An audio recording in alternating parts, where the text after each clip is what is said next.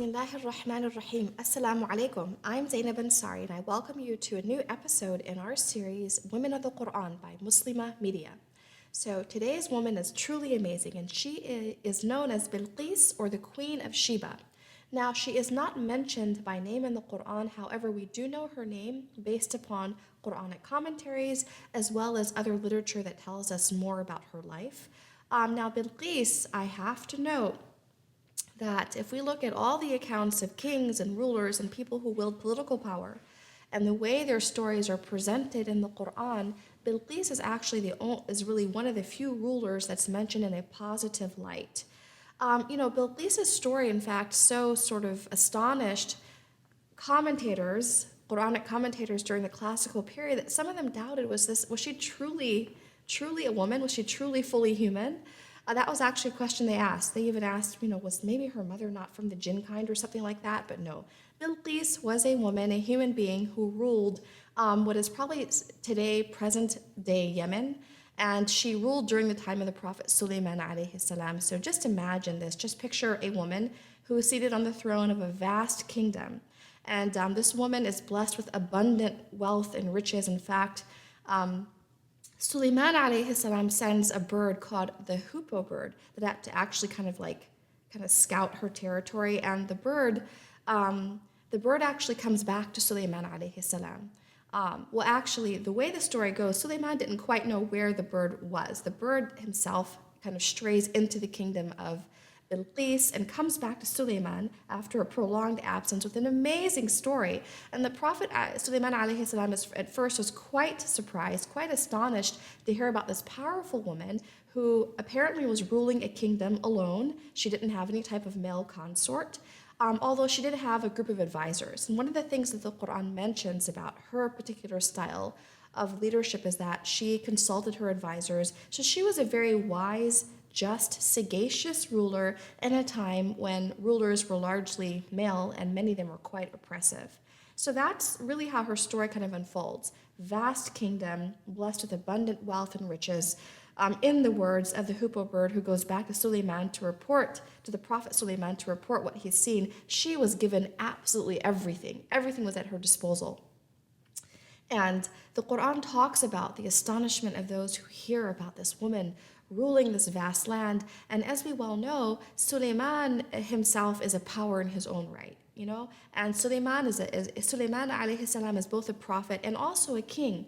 So the way the story goes, Bilqis in her wisdom realizes that she has a couple of options as far as how she's going to deal with the Prophet Sulaiman. She knows that he knows about her, and she knows that he has a powerful army, and she's also powerful. And she goes the way of diplomacy, right? Bilqis does not approach things by using sort of brute force. She decides to go with diplomacy. She wants to see what she's up against. So according to the Quran, she sends basically a retinue of sort of servants and gifts, and they come to Suleiman bearing all these gifts. It's quite impressive.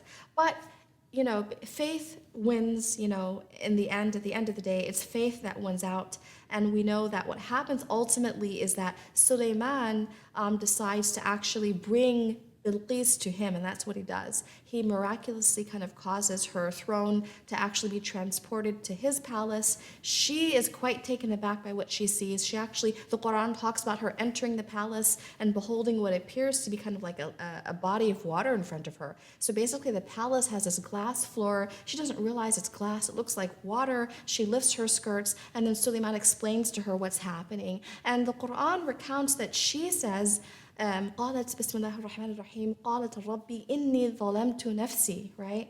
And so her response to all this is that, my Lord, I have oppressed my own self, my nafs. So we see in this not just a politically astute woman, but I think a woman who is endowed with a keen sense of spirituality and morals and ethics, who discerns in the situation that, yes, Suleiman has the upper hand, but not because he's a male ruler and I'm a female, but because Suleiman himself has surrendered to the Lord of the worlds. And that's what she says, right? She says that I aslamtu, right? وَأَسْلَمْتُ مَعَ سُلَيْمَانَ لِلَّهِ رَبِّ الْعَالَمِينَ. That's what she says, that I surrender myself now with Sulaiman to the Lord of the worlds. So this is a woman who is able to, again, just sort of overlook the fact that she is a powerful ruler in her own right. Those things don't matter to her so much as the fact that this is the truth, it is there before her, and she submits herself to the truth, to the Lord of the worlds, along with Sulaiman. So you see in her this woman that is a woman that's powerful. She exercises a particular type of agency, but this is a woman who again is not arrogant with power, right? And she realizes when the truth is in front of her that all this time that she and her people had been worshiping various deities, one of them, for example, was the sun, for example, that they had been mistaken, that she had oppressed her own self by worshiping that was other than God.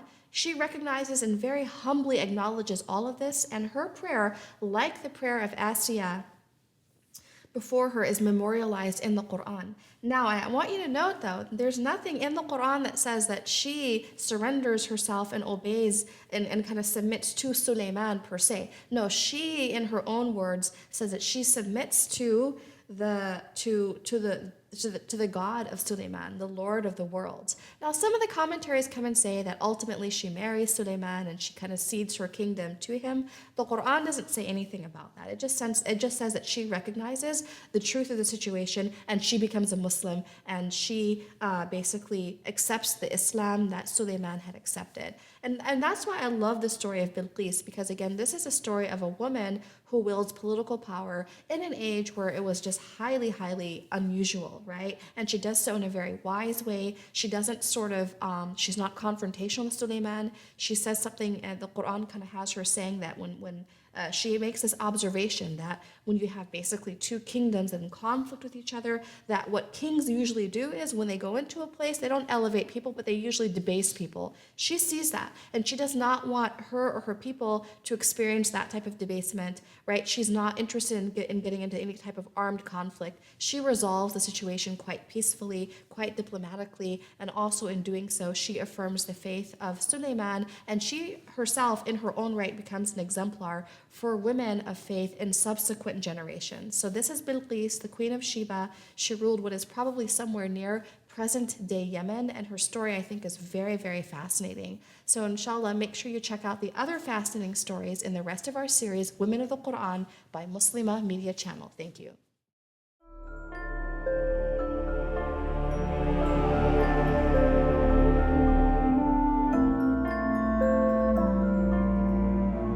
I'm Zainab, and I want to thank you for watching Women of the Quran, a series of Muslimah Media channel. Make sure you subscribe to our channel, tell all your friends and family, and follow us on Facebook and Twitter. Inshallah, see you next time.